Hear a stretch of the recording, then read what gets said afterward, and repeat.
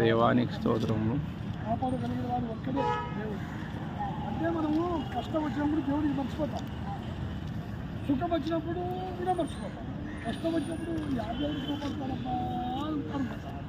కానీ దేవుడు ఒక మనిషి రూపంలోనే పంపిస్తాడు, దేవుడు ఒక రూపంలో పంపిస్తాడు. దేవుడు సాక్షాత్తు కనబడు, మనం అంత పరిశుద్ధత లేదు కదా.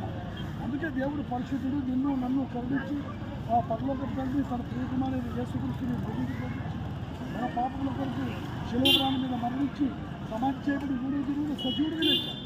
యేసు రక్తము ప్రతి పాపం నుండి మనం బయటకు. అందుకే మనిషికి ఇప్పుడు బ్లడ్ కావాలంటే ఏం చేస్తాం మనం? ఆయన బ్లడ్ ఉంది, రక్తమే ఉంది. ఏ జాతి మనిషి అయినా మనం చూడం, రక్తం కావాలి. ఏం కావాలా?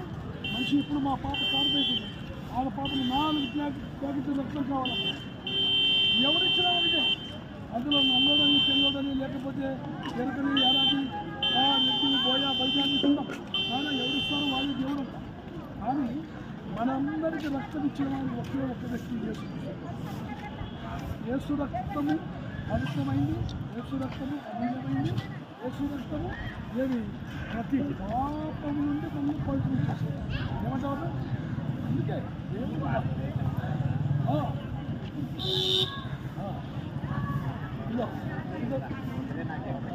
సరే అలాగా ఒకటి అంతే.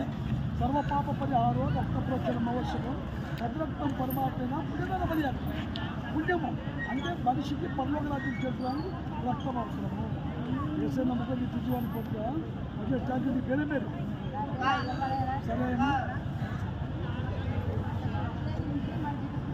అట్లా చెప్పాలి కదా, చదువురాని చెప్పాలా. కానీ ఇందులో కులం కానీ మతం కానీ మార్చుకోవాలి. నీ హృదయంలో పాపం ఒకటి మార్చుకోవాలి. ప్రభు పాపినే తలుచుడు అంతే తప్ప నీవు ఎండి కానీ బంగారం కానీ డబ్బులు కానీ లేదు ఒక్క రూపాయి వాల్సిన అవసరం లేదు. ఎందుకంటే మనం స్వాభావికంగా చేస్తున్నాం. బాల్యము, యవ్వనము, అభిప్రాయము, వృద్ధాప్యము, మాట ద్వారా, నోటి ద్వారా, హృదయం ద్వారా, చూపుల ద్వారా మనం ఏదేమో క్రియల ద్వారా చేస్తున్నాం కొన్ని పాపాలు. ఆ పాపానికి మూల్యం ఏది? పవిత్రం కావాలి. వస్తుందమ్మా మళ్ళీ